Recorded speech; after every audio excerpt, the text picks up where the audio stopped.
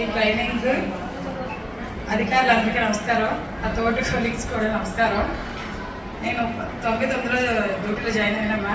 Job course 2021 చేసాము.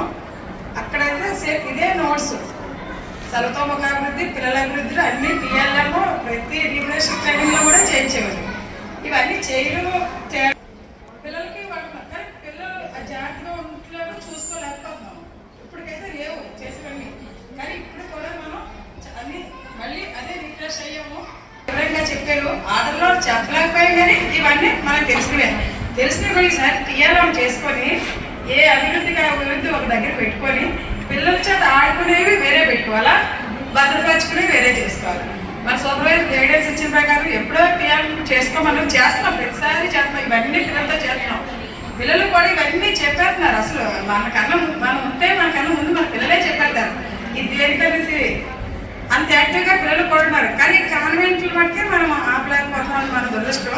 అందుకే మన గవర్నమెంట్ కూడా మనల్ని ఈ విద్యా ఇదివరకు అంగన్వాడీ టీచర్ అయితే ఉప్మా బడి అడగనివారు. అది ఒక పిల్లలు గుర్తించినా ప్రజలు గుర్తించేవారు కాదు. ఏంటి పెద్ద మేడం వచ్చింది, ఎందుకు వచ్చింది చూడు అనేవారు కదంటే, ఇప్పుడు ఈ సంస్థలో కూడా కలపడం మన అందరికీ ఆనందం ఉంది. మనల్ని గుర్తించిన టీచర్లుగా కూడా ఈ సంస్థ.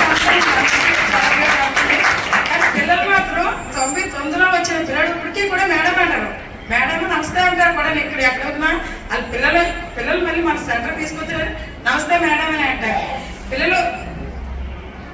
అది బట్టి మన గర్వకారణమే. మనం చేసే ప్రతి పనిని మనం గుర్తించి మరింత మెరుగుగా మనకి అందులో ఉన్నట్టు నారాయణ సార్ మాత్రం బాగా చెప్తారు. కానీ మీరు మా సెంటర్కి వచ్చి అన్ని సెంటర్లు మా మనలో అన్ని సెంటర్ని చూడాలని అనుకుంటున్నాను. మీరు చెప్పిన సమగ్ర జరిగింది